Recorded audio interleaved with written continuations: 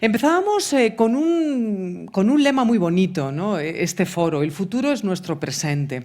Y yo les decía que, claro, que es necesario, ¿no?, el anticiparse, el adelantarse a la sociedad, a la demanda que realmente el consumidor pide, ¿no? Y sobre todo para crear nuevos mercados y esos retos que están ahí. Bueno, es cierto, hay que anticiparse, hay que adelantarse, porque si no se produce eso, al final uno puede perder ese liderazgo.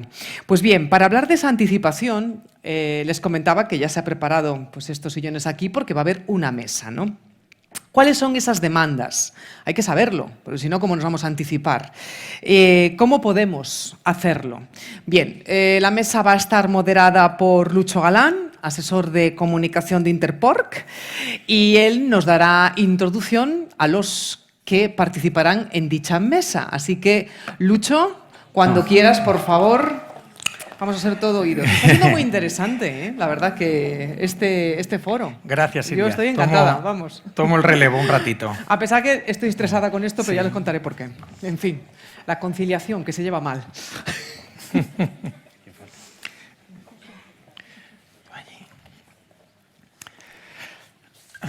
Bueno, pues lo dicho, muchas gracias, Silvia. En esta mesa redonda vamos a abordar eso, un asunto de mucho interés, ¿no? Como son las nuevas demandas del consumidor. En un mundo cambiante hay nuevas demandas, nuevas exigencias que hasta hace poco no eran tales, y hoy en día, especialmente en Europa y en otros países más avanzados, pues empiezan a ser demandas sociales que hay que cumplir, porque enseguida se convierten además en requisitos legislativos. Y queremos no solo la manera de entrar y de poder abordarlas, sino también la manera incluso de abordarlas, ¿no? Cuando vemos esos movimientos sociales que entran en otros sectores y esas otras demandas, anticiparnos sabiendo que pueden llegar también a la parte de la alimentación. Me acompañan 4 expertos de distintos campos, como son Verónica Valencia, que es la directora del panel de consumo de Kantar, que, como saben, es la consultora líder en conocimiento y percepciones del consumidor y que realiza paneles que ayudan a las empresas a tomar decisiones. A mi derecha está Arturo Iniesta, que es director de calidad de Ingafood, una de las grandes compañías en producción y comercialización de cerdos cebados, que pertenece a la multinacional Nutreco. También contamos con Sandra Montejano, que es gerente de alimentación y de la Dirección de Marketing Sectorial y de Producto de AENOR, a la que todos conocemos por su prestigio en evaluación, certificación, verificación o inspección, entre otras, y que trabaja con muchas de las empresas, muchísimas, la gran mayoría de las empresas de nuestro sector, y Alberto Herranz, que es el director de Interporc, al que todos ustedes conocen. Y con ellos vamos a abordar esos retos, esas nuevas demandas del consumidor. Yo les pido a todos, ya les he explicado, les contaré, tendremos ahí un relojito, una breve exposición de unos 6-7 minutos para introducir el tema, y luego podremos también hacer alguna pregunta. Si alguno de ustedes está interesado también en plantear alguna cuestión, las azafatas pueden levantar la mano y las azafatas posteriormente les acercarán un micrófono. Tendrá que ser algo rápido porque el tiempo apremia, pero siempre habrá tiempo para que realicen o planteen alguna de las cuestiones. Y, en fin, si les parece bien, vamos a empezar por un entorno un poquito más general, que es el que ofrece Kantar, ¿no? Kantar World Panel, esa enorme información que tiene y que es de tanto interés para las empresas y para la distribución. Verónica Valencia, ¿qué os dicen los análisis en cuanto a las nuevas demandas del consumidor, especialmente en el sector alimentación? ¿Hacia dónde van? ¿Qué es lo que hace poco no se exigía y que hoy en día sí es un requerimiento de importancia para el consumidor? Vale, bueno, muchísimas gracias por la invitación. Primero de todo, nos encanta efectivamente hablar del consumidor, así que espero que la intervención sea interesante. A ver, es verdad que son muchísimos lo que vemos, ¿no?, a nivel de demandas de consumidor. Es verdad que, como nos pedíais que fuésemos un poco breves y específicos, nosotros analizamos tanto la parte actitudinal como el comportamiento de compra y de consumo. Por tanto, esto nos permite pues, encajar o ver muy bien pues, cuáles pueden ser las tendencias o lo que estamos viendo como grandes cambios o ya realidad, ¿no?, que en algunos casos ya están más avanzadas. Seguramente, y me gustaría comentaros, pues básicamente hay 3 puntos que traigo el día de hoy. Por un lado, vemos que el consumidor español pues, se declara francamente yo diría, pobre de tiempo, ¿no? Seguramente esto nos es común a todos, ¿no? Tenemos una vida pues muy ajetreada, con muy poco tiempo realmente para dedicar de calidad, y cuando queremos dedicar este tiempo, pues lo queremos dedicar a otras actividades.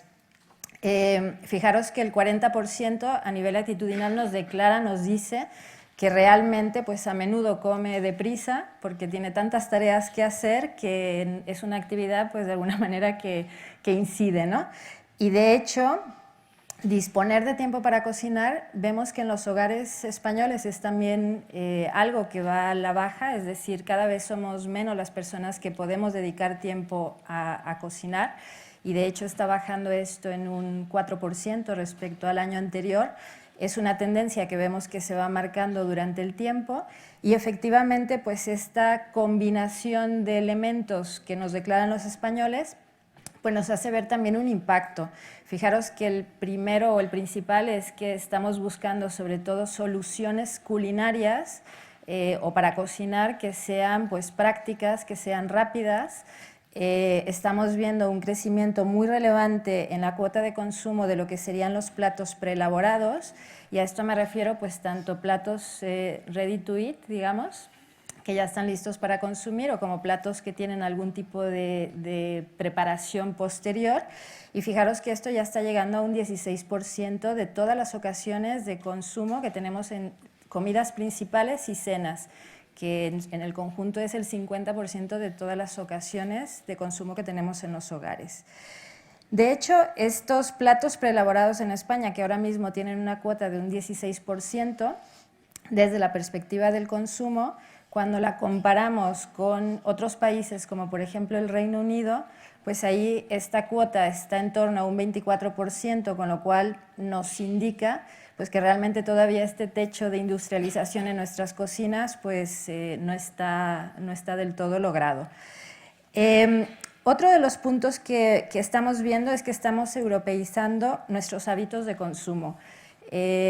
Básicamente lo que vemos es que hay un fenómeno, ¿no?, que se está consolidando en los últimos años, que tienen que ver con la cena y el desayuno. Estamos adelantando la hora tanto de la cena, ahora mismo estamos en torno pues, a un 22% de ocasiones que se realizan entre 8 y 9 de la noche, y esto efectivamente pues, está también teniendo implicaciones porque afecta a franjas horarias más tardías. En el caso del desayuno, también lo estamos adelantando, y fijaros que el hecho de mover estos dos momentos de consumo que son muy importantes, pues hace que tengamos más tiempo entre una comida principal y otra.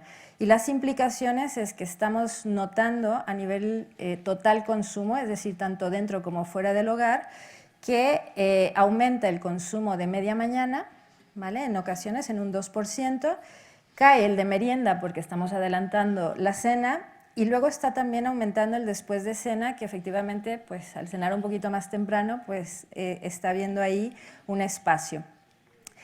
¿Qué supone esto? Pues que efectivamente vemos movimientos interesantes en estos entre horas, ¿no?, de las comidas principales, y a veces también es verdad que la tendencia es a pensar, bueno, pues puedo tener un producto que quizás esté fijado en esos momentos. La verdad es que vemos que son momentos muy diferentes, los motivos, las necesidades plantean un reto totalmente diferente. Por la mañana estaremos hablando de consumos más salados, ¿vale?, con más presencia de bebidas frías, mientras que por la tarde o por la noche pues estaremos hablando más de presencia de bebidas calientes y de productos pues más bien dulces. ¿Vale? Y finalmente hay un punto que vemos que está teniendo cada vez cobrando más fuerza, que es la naturalidad y la sostenibilidad. Fijaros que nosotros estamos detectando que cada vez más la gente, los consumidores, nos declaran que están o que intentan habitualmente elegir productos naturales en un 81%.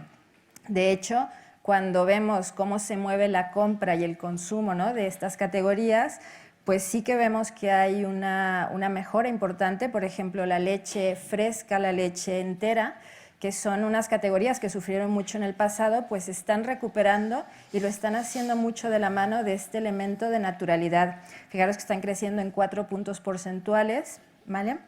Y Y a nivel global, pues vemos también que el tema de sostenibilidad es muy relevante.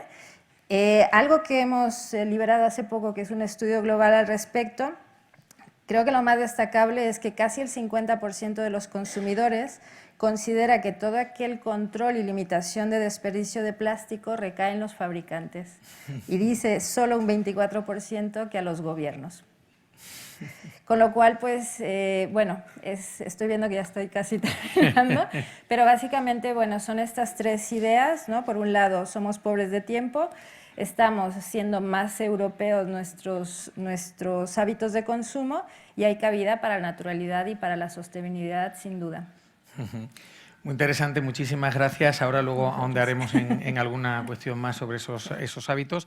Y además, ese cambio de hábitos obviamente inciden en los productos que se ponen en el mercado, ¿no? Pues si hay menos merienda, habrá que preparar productos más adaptados a la cena. Si hay menos tiempo, productos más adaptados a esa falta de tiempo.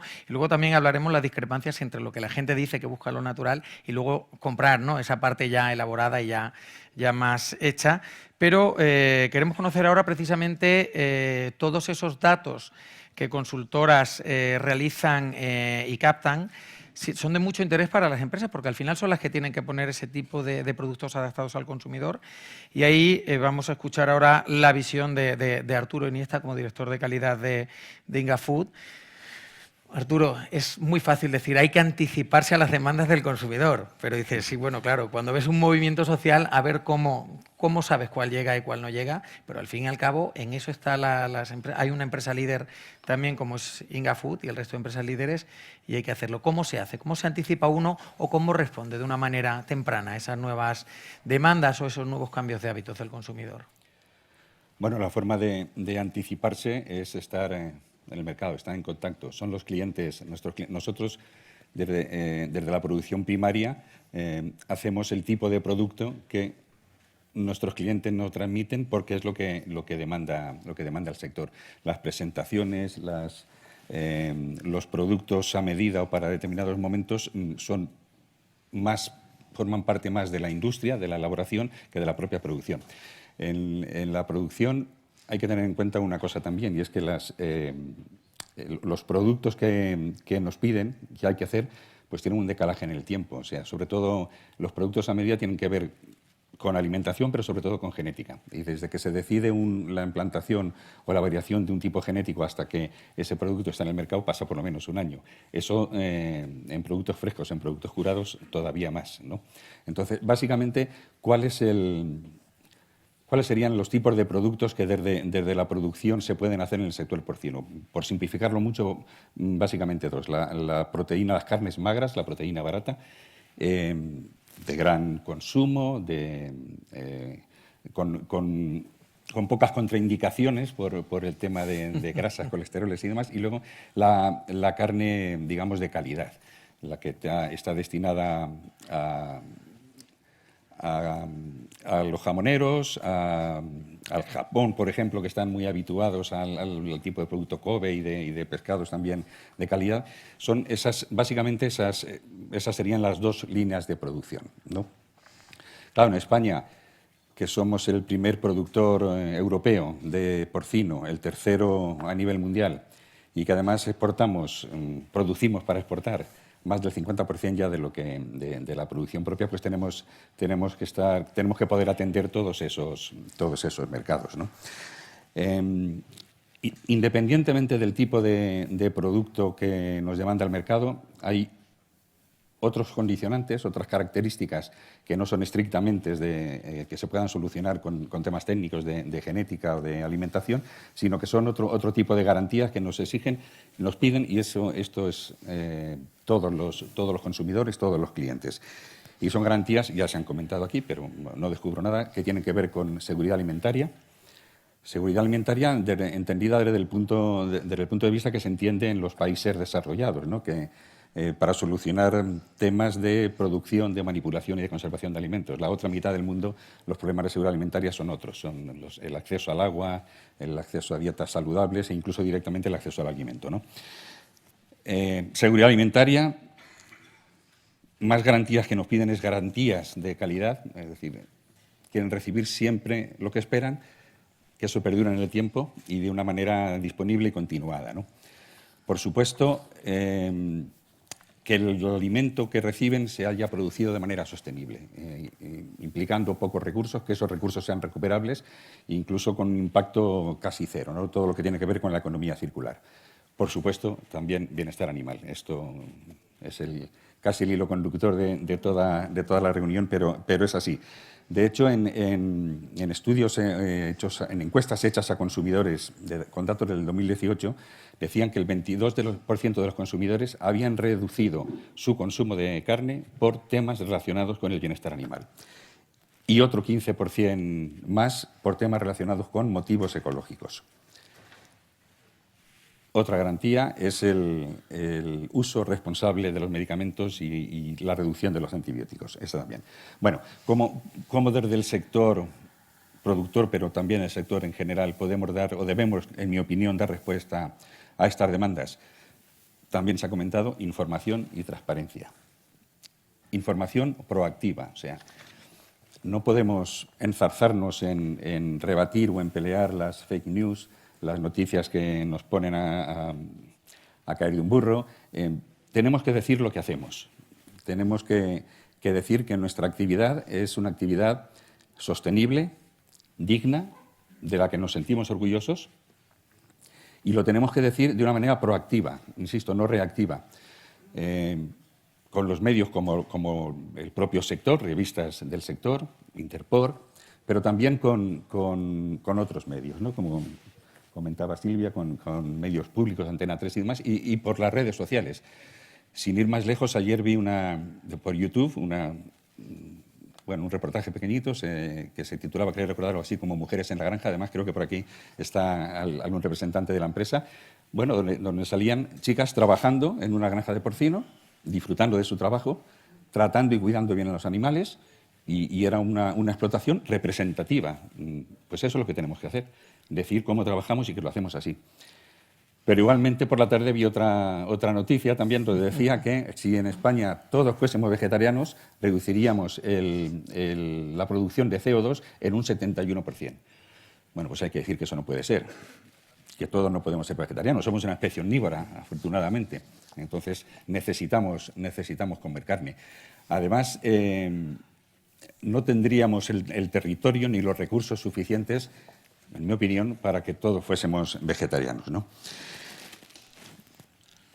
Nos piden también, y lo tenemos que solucionar con nuevas tecnologías como el blockchain, la transparencia, trazabilidad total. Hay empresas de la distribución que ya lo están implantando. Tenemos que ser profesionales en la comunicación, no humanizar los animales, los cerdos. No son mascotas, no hay que hacerles vigilias. Hay que tratarlos bien, hay que llevar al máximo a expresión el bienestar animal. Sobre todo hay que cuidar la bioseguridad para llegar a la máxima de animales sanos, alimentos seguros, ¿no? Y por último, reconocer también lo que es mejorable. Lógicamente, en nuestra imagen, en nuestro impacto en el sector, tenemos que hacerla más amable en la calidad de las explotaciones, en las buenas prácticas, y para eso una pieza fundamental son los ganaderos, que son nuestros máximos prescriptores, a los que hay que ayudarles y apoyarles, ¿no? Y por último, ya pues clarísimamente que certificaciones de tercera parte, que sean otros los que digan nuestras bondades y lo bien que lo hacemos. Y en el tema de certificaciones, como además se me ha pasado el tiempo y no me voy a meter, pero las hay muchas, y todas oportunas e interesantes. Muchísimas gracias, Arturo. No sé cuánto CO2, si dejáramos de consumir carne, acabaríamos ahorrando. Lo que sí sé seguro es que con carácter inmediato miles de pueblos serían abandonados y entonces tendríamos un problema absolutamente mayor. Estamos en una época y además lo comentaba antes en su charla Alberto Ranz, de crisis de reputación, ¿no? De lo difícil que es mantener una reputación, y además todos los estudios dicen, por supuesto, no se crean los gobiernos, no se crean los partidos políticos, tampoco a las empresas, y las personas menos creíbles dentro de las empresas son los CEOs y los directivos, seguidos de los portavoces, ¿eh? Aquellos que tienen más credibilidad son los trabajadores, pero no aquello que dicen las empresas. Entonces, en una época de crisis de reputación, el consumidor en aquello que demanda precisa garantías. Y en ese sentido es donde juegan un papel importante empresas como Enor, que son las que garantizan que la propuesta de valor que una empresa pone en el mercado, efectivamente hay alguien que sí tiene una reputación, que goza de independencia y que asegura que es así. Sandra Montejano, yo sí querría que nos dijeras un poquito cuál es ese papel de Enor y a vosotros son las empresas las que os dicen, oye, quiero ofrecerle esto al consumidor, por favor, acredítamelo. ¿Cuáles son las últimas tendencias que estamos viendo y cuáles crees que irán a más en el futuro? Bien, pues se me oye, ¿no? Sí. Bueno, la evaluación de la conformidad tú lo has definido perfectamente, es certificación, inspección, ensayos y demás. ¿Y cuál es el objetivo? Por lo que estamos hablando, es aportar confianza, transparencia y fomentar unas buenas prácticas. ¿En qué se basa la certificación? Bueno, pues somos el último eslabón. Lo importante realmente es que una empresa, una asociación, implante un esquema. El autocontrol, por supuesto, es decir, nosotros, la entidad de certificación lo que hace es verificar que ese autocontrol es real, funciona y que el objetivo de ese esquema haya permeado a todos los eslabones que llamamos alcance de certificación. Entonces, es a lo que nos dedicamos realmente, es aportar, a trasladar el mensaje. Realmente, el sector alimentación, además, el aporte de confianza es clave. En ese sentido, la comunicación, lo que llevamos hablando toda la jornada, realmente se trata de comunicar bien y un tercero independiente que con rigor e imparcialidad pues, verifica que eso que la industria, la cadena de alimentación o el sector dice, pues que es verdad, sencillamente. ¿Qué es muy importante en ese sentido? Que nosotros, reitero la palabra rigor, los auditores tienen que estar perfectamente calificados, formados y con la experiencia necesaria en lo que se está auditando. Y el revisor técnico y la parte de central igualmente para aportar el certificado a las personas, empresas que así lo merezcan. A nivel de tendencias de consumidor, ya lo hemos comentado, estamos ante un consumidor que ya no solo quiere saber o quiere tener confianza en la seguridad alimentaria, sino también que coincida con sus valores. Se ha hablado en el vídeo, se ha nombrado la palabra experiencia. Estamos ante un marketing que ya es de la experiencia. Ya el consumidor estamos segmentándolo de forma que quiere sentirse parte de esa filosofía de esa empresa. Y bueno, pues nos tenemos que adaptar. La entidad de certificación lo que hacemos es, vía nuestros clientes, intentamos desde AENOR, y seguro que comparten conmigo más empresas que tengo aquí enfrente, intentamos no ser reactivos como tal, nos adelantamos. De hecho, ese es parte de mi trabajo, adelantarme para responder antes de que me lo pidan. ¿Cómo lo consigo? Pues con mis clientes, con la calle, estando muy en contacto con la calle, yendo a la compra también, mirando etiquetas, son histéricas las etiquetas, y luego, por supuesto, con consultorías, paneles de consumidores que me vayan dando inputs de lo que está pasando fuera. ¿Y cómo lo traslado? Lo traslado o bien hacemos un esquema de certificación apoyado por expertos en la materia o bien apoyamos esquemas por parte de dueños del esquema, como puede ser el de Interporc, lo estudiamos, hacemos las preguntas necesarias, por ahí Daniel, que estará por ahí, ya le pregunté muchas cosas, y cuando tenemos ya todo estudiado, decidimos apostar por un esquema de certificación. Actualmente tenemos respuesta a todas las tendencias. Tenemos, por supuesto, bienestar animal, como ya conocéis. Tenemos esquemas adaptados al uso prudente de antibióticos. Nunca producto con antibióticos. Es verdad que a mí me parece impresionante cómo la sociedad, el consumidor de a pie sigue pensando que los productos tienen antibióticos. Yo ahora tengo una amiga ahí que lo sabe. He tenido un caso muy cercano en mi familia de una multiresistencia por un Staphylococcus aureus, de una persona que no es una enfermedad nosocomial, acogida al hospital, sino que ha sido una persona que no tenía contacto. Y he tenido una pregunta a otra persona de ¿esto es porque el pollo tiene antibióticos? Entonces yo, de verdad, que tenía los ojos diciendo no me lo puedo creer, que sigamos todavía con esa percepción.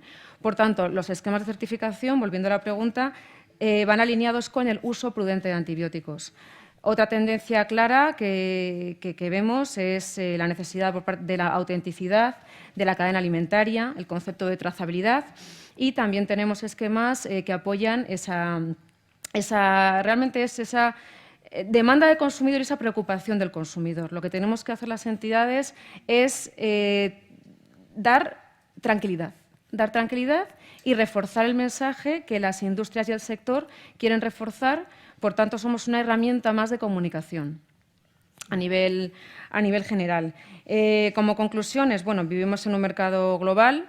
Las comunicaciones están por todas partes, omnicanalidad. Ahora con un móvil tienes todo. Tienes el doctor Google, lo que se ha comentado, tienes expertos en la materia que es tu tía. Y bueno, pues se trata de dar información veraz, reforzar el mensaje que efectivamente el rigor de la entidad de certificación está en sus auditores y en el estudio técnico de lo que se haga. No todo vale. Porque si todo vale, al final se banaliza el mensaje. Y si se banaliza, deja de tener confianza. Por tanto, se trata del equilibrio de todas las partes. Y poco más. Reforzar esa, pues lo comentado por ti, Alberto, pues el consumidor está sobreinformado. Por tanto, tenemos también que canalizar la información de forma que le demos mensajes claros, directos y que aporten confianza y transparencia.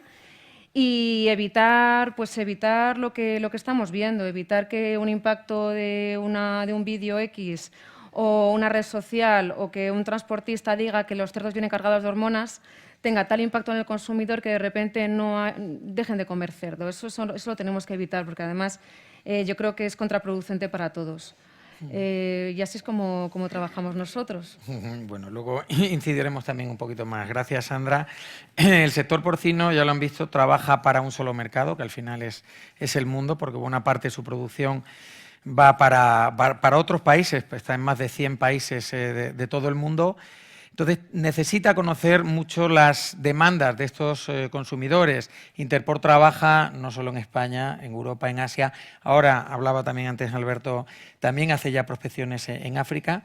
Al final, hay que conocer muy bien a ese consumidor, supongo, Alberto, saber esos falsos mitos que arrastra en cada sitio y en cada lugar. Y aunque cada una de las zonas tenga sus propias características y cada uno tenga unas demandas concretas, supongo que hay movimientos globales hacia donde se dirige esas demandas del consumidor y a las que tiene que responder el sector, ¿no? ¿Cómo trabaja Interpor en este sentido, en esa detección, y qué demandas destacarías que hay ahora de cara al futuro? Bien, hola de nuevo a todos. Evidentemente, hemos aprendido en Interpor que cada consumidor en cada parte del mundo demanda algo distinto, ¿no? Y hemos aprendido a que tenemos que adaptar nuestra oferta a esa demanda. Por ejemplo, si os acordáis, cuando aquí el problema de las orejas, las patas, los morros era un problema, en China no era un problema, era una demanda. Y hemos aprendido a ofrecer a cada uno lo que necesite y lo que quiere. De hecho, es más fácil vender en China quizás una oreja que un lomo, ¿no? Cuando aquí apreciamos más un lomo. Por otro lado, sí que es verdad, y yo siempre lo cuento, es decir, el primer encargo que recibe Interpor en el año 2013, cuando abrimos la puerta de la oficina, no era trabajar en producción, no era trabajar en medio ambiente, era trabajar en comunicación. Y el primer encargo que recibimos es hacer una campaña de promoción. Ya me contaréis qué sabíamos nosotros sobre promoción. Bueno, yo creo que hoy en día nos hemos convertido, entre comillas, en expertos, gracias a que nos hemos rodeado de profesionales y tenemos claro hacia dónde hay que dirigir esa comunicación del sector. Como decíais, reputación, haz lo que dices, pero también di lo que haces. Es decir, y tiene que ir unido. Es decir, no podemos engañar al consumidor, tenemos que ser honestos, tenemos que ser verdaderos, y lo podemos ser. Por otro lado, tenemos cómo los estilos de vida van cambiando, donde tenemos mucha información, lo ha explicado Kantar, de cuál es la evolución. Una cosa es lo que nosotros quisiéramos y otra es lo que hay. Yo quisiera que los europeos tuvieran la dieta mediterránea. Desgraciadamente, lo que estamos intentando conseguir es quitarnos nuestra dieta mediterránea para coger los hábitos de consumo europeos. Y bueno, todo eso, la verdad es que hace un mix que es complicado. Tenemos que también, en nuestra opinión, abrir ese canal de información que hablábamos anteriormente, desde la producción, desde los primeros eslabones de la cadena hacia el último eslabón, el consumidor, porque recibe mucha información que no es correcta, pero nosotros tampoco hemos hecho nada para remediarlo hasta ahora.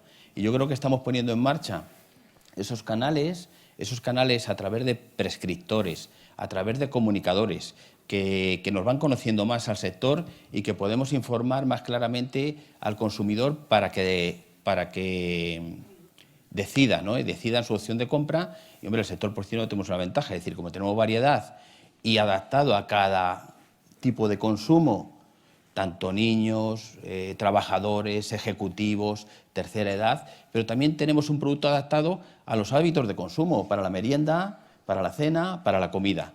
Sí que es verdad, yo tuve la oportunidad de coincidir también, no hace mucho tiempo, con el director de campaña de Obama, ¿os acordáis? El Jerry Khan, que creó una disrupción en comunicación, y me decía, no es lo que le dices a la gente, sino cómo haces sentir a la gente con lo que le dices. Estamos en una época de emociones, donde no solamente hay que transmitir las bondades de un producto, sino algo más de lo que hacemos para que la gente se decida por ese producto. Muchas veces hemos hablado si el consumidor está dispuesto a pagar lo que le ofrecemos, bienestar animal. Hombre, yo no sé si lo va a pagar o no lo va a pagar. Lo que está seguro es que si no le damos lo que pide, bienestar, medio ambiente, menos lucha contra el plástico, no nos va a comprar el producto. Y si no nos compra el producto, difícilmente podemos dar el siguiente paso. Con lo cual yo creo que tenemos unos retos importantes que los vamos comentando a lo largo de toda la mañana. Y es curioso cómo, con los datos que hemos visto aquí, es curioso cómo estamos hablando de que cada vez cocinamos menos, cada vez tenemos menos a nuestra familia, a nuestra madre que nos hace los platos y nuestras abuelas, donde transmiten esos valores de la nutrición y el consumo variado de productos, de verduras, de frutas, de carne, de todo. Pero por otro lado, los canales en redes sociales que más visitados son los de recetas. Es decir, algo está pasando, o sea, tenemos ganas de cocinar, tenemos ganas de consumir y disfrutar de la comida, de nutrirnos mejor, pero por otro lado tenemos una sociedad donde las familias trabajan, no podemos dedicar tiempo a nuestros hijos, les apuntamos en los colegios a que coman, pero no nos preocupamos del catering y de lo que da el catering, que a veces es de delito, lo que dan de comer a los niños en un colegio cuando tenían que centrarse en la nutrición. Y luego tenemos el consumidor, pues muchas tipologías. No nos olvidemos del poder adquisitivo, es decir, ahora mismo hay gente que decide por precio, por mucho que digamos lo natural, lo no natural, o sea, es precio. Y otros que tienen mayor poder adquisitivo y deciden pues por una opción que es consumir una serie de productos, intentan aplicar una filosofía de vida y eso les lleva a aplicar una filosofía de nutrición. Yo creo que estamos, y soy optimista, siempre intento ver el vaso medio lleno, creo que es una época, como decíamos, de cambios donde tenemos mucho que decir, pero no perdamos, bajo mi punto de vista, y aquí hay grandes comunicadores y estamos también en la sala con grandes periodistas que están en medios y que tienen ese acceso a la sociedad, es decir, no perdamos de vista que no podemos perder, no podemos hacer un cortocircuito entre la comunicación del sector primario con el consumidor. Pues muchas gracias, Alberto. Abrimos ahora el turno de algunas cuestiones. Si alguien tiene alguna cuestión que hacerla, puede levantar la mano y alguna de las azafatas le pasará un micrófono. Yo sí quería contar la anécdota de un alcalde de un pueblo pequeño, ¿no?, que después de muchos años gobernando acabó por fin un año perdiendo las elecciones por poco. Dije, bueno, ¿qué ha pasado? El problema no ha sido la gestión, me decía él, ha sido que se me han ido muriendo los votantes. Entonces, me han ganado los otros, pues los míos se me han muerto. Entonces, eso pasa hoy en día. Es decir, hay gente a la que se le... Yo trabajé muchos años en una emisora de radio, decíamos, cuidado, que cuando subía la esperanza de vida, decía, bueno, bien, porque había una audiencia también que era algo mayor. Hay que adaptarse y hay un tema muy importante como es el de las nuevas generaciones. Vienen con nuevas formas, con nuevas demandas. Yo sí querría, Verónica, conocer un poquito en mayor medida, porque al final son los que nos van a dar esa proyección de futuro, si estas nuevas generaciones son más exigentes en algunos temas y cuáles son exactamente. Es decir, ¿a qué va a haber que responderles en mayor medida? Estamos viendo todo el cambio climático, que parece que las generaciones jóvenes están mucho más concienciadas y supongo que al final es otra generación, es un cambio de era también, como decía, y una era de cambios y un cambio de era, como decía Alberto. ¿En qué piensan los jóvenes? ¿Cómo podemos conquistarles? A ver, yo creo que en general, nosotros cuando vemos la información de qué es lo que pasa en los consumidores, vemos que es bastante transversal. efectivamente puede haber preocupaciones más específicas y quizás algunas, yo diría, predisposición, ¿no?, a pagar un precio más alto, que efectivamente lo vemos más en los consumidores de mayor edad y no tanto en los jóvenes. Pero yo creo que en general toda esta comunicación y toda la rapidez con la que fluye la información hace que realmente sean bastante similares las necesidades y las preocupaciones. De toda suerte que efectivamente algo que sí que quizás vemos de diferencia es que los jóvenes pues tienen seguramente un consumo, ¿no?, que hay menos consumo casero. Sí que hay que decir que en España, quizás simplemente por lo que comentabas, ¿no?, a nivel de los platos, las preparaciones caseras son las que continúan dentro de los hogares copando pues prácticamente el 80% de todas las preparaciones, con lo cual es lo que prima. Y ahí también pues evidentemente hay muchas oportunidades. Sí que vemos que los platos preparados pues están teniendo cada vez más un crecimiento, lo tienen sostenido y efectivamente pues pueden tener una mayor presencia en estos grupos más jóvenes. Que también hay, supongo, ciertas discrepancias entre lo que la gente dice, ¿no? Quiero un producto fresco, kilómetro cero, saludable, pero como no tengo tiempo, me voy a coger una bandeja ya hecha, Sí, que también las hay saludables, de comida muy saludable, sí, pero otra que no es A ver, por ejemplo, hace algunos años hablábamos de la salud, ¿no? Lo que estamos nosotros viendo es que esto como un motivo de consumo no es un motivo que esté necesariamente creciendo, sino lo contrario. En los últimos tiempos y más a favor de pues, esta practicidad que estamos buscando y también, yo diría, de un tema placentero, porque al final pues, buscamos en la comida, ¿no?, un tema placentero. Y lo que estamos viendo es que la salud es un elemento que de alguna manera se ha quedado como un higiénico básico. Lo que sí el consumidor busca ir más allá y realmente pues el salud, digamos, se queda ya como algo básico que tiene que tener y hay un más a más, ¿no? Y ese más a más pues viene con una capa de practicidad, de rapidez, de placer. El gran reto entonces es eso, servir esa comida saludable en el formato adecuado. Exacto. Arturo, desde el mundo de las empresas, pues claro, luego hay que poner toda una cadena a trabajar para ello. Tú decías, además, los tiempos, obviamente, son los que son. Por eso también a veces hay que anticiparse un poquito a las demandas. El sector porcino, que es un sector líder, que tiene una enorme trayectoria internacional, pero aquí en España sabemos responder con cierta rapidez a esas demandas del consumidor. ¿Estamos a la altura de otros sectores punteros? ¿Mejor? ¿Peor? ¿Cómo ves? Porque esa toma de decisiones conlleva inversión, conlleva un coste. Entonces, ¿cómo ves de receptivas las empresas y en capacidad de reacción? Sin ninguna duda, con gran capacidad de reacción y con gran interés en estar en la punta de lanza de la tecnología y de las instalaciones y demás. Bueno, se han dado unos datos aquí esta mañana. Un sector con 2.100 millones de inversión. En el sector de mataderos, de industrias, 30 empresas facturan el 50%. Un sector con autosuficiencia financiera, se ha comentado. Se trata, y creo que el sector lo está haciendo, no solo de ponerse al día, sino de anticiparse. Anticiparse, por ejemplo, la normativa. En Europa tenemos la normativa más estricta en porcino, en particular en bienestar animal, pero en España es donde antes y mejor se ha implantado. Todas las nuevas construcciones de granjas de lo que ahora llaman macrogranjas, que eso habría que matizarlo también. Macrogranjas son 28.000 cerdas en edificios de 9 pisos en China, ¿no? Aquí está muy regulado, el sector está muy regulado. Se trata de aplicar la normativa, que es importante, y actuar con sentido común. El sector es muy grande, el sector productor, también el sector general en porcino en España, pero todavía tiene capacidad de crecimiento y de hecho lo está demostrando. Y las empresas de la industria están apostando fuerte y están haciendo mejoras en instalaciones y están construyendo nuevas industrias y nuevos mataderos y también del sector de la producción se están haciendo granjas modernas, eficientes, y eso el sector lo tiene claro y apuesta por ello. Creo rotundamente sí. Uh-huh. Antes, bueno, eso es importante y también comentaba antes Silvia en su introducción que hoy en día ya no importa tanto lo que se ha hecho en las últimas décadas como lo que se va a hacer en los próximos años para poder seguir liderando. Hemos visto ejemplos de grandes empresas y sectores que hoy en día acaban cayendo por no saber adaptarse. En ese sentido, Alberto, sí te preguntaría a ti. Nos dice Arturo que efectivamente que las empresas saben adaptarse. ¿Crees que el sector español está preparado para seguir liderando en el futuro a nivel internacional en los próximos 5 años los mercados?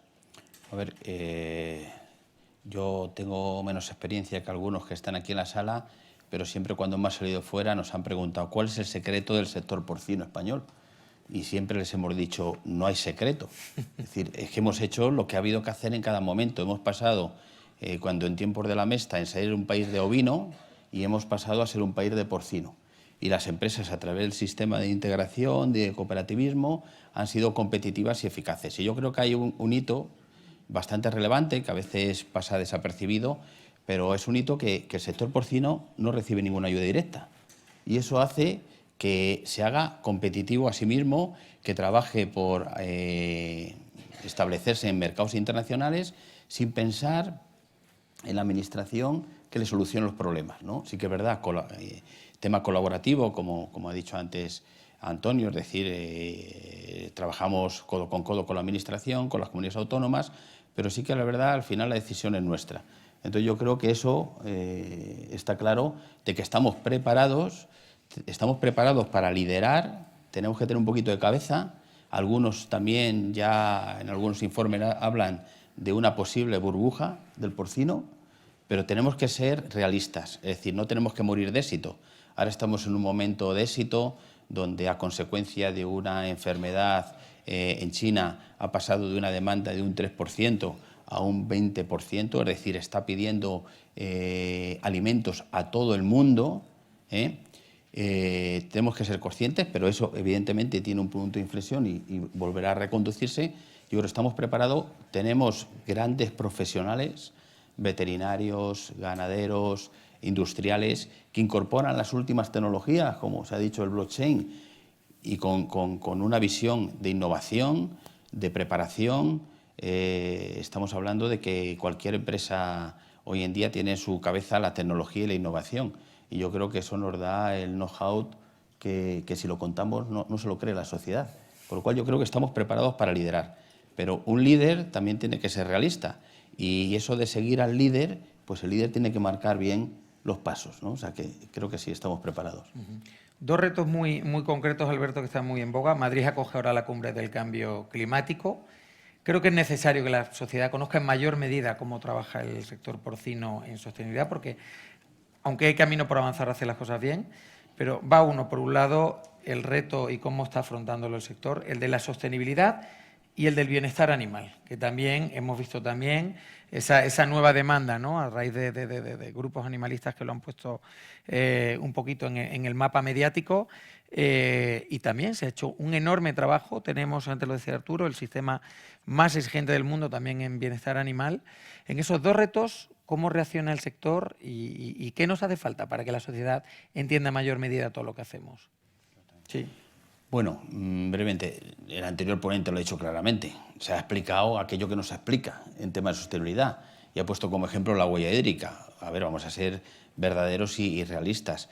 Yo me viene a la mente una conversación que tuve hace unos días con un compañero de mi hija, donde ahora los millennials están todos con las banderas, con que quieren irse a manifestar el Día de la Sostenibilidad, etcétera, etcétera. Y vamos a ver, pero ¿cuántos vaqueros te compras tú al año? Digo, ¿no quieres ser sostenible? Pues si estos vaqueros te duran un año, o nos duraban antes un año. No, 5 o 6 pares de zapatos, vaqueros, camisetas. Oye, pues eso, la huella hídrica, que nos diga el experto del CSIC cuál es la huella hídrica, ¿no? Del agua gris, del agua azul, del agua verde. O sea, yo creo que hay que ser comprometidos.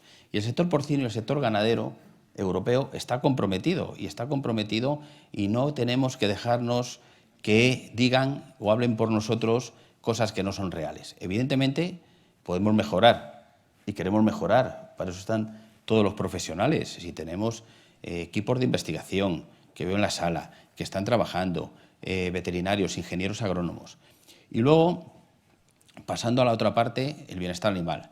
Bueno, yo los que me conocéis desde hace tiempo sabéis que ya hemos estado preocupados de esto, que yo recuerde, desde el año 97, cuando parecíamos que éramos extraterrestres, cuando hablamos de estos temas. Hoy en día es una realidad y lo veníamos anticipando, éramos predictivos, ¿no?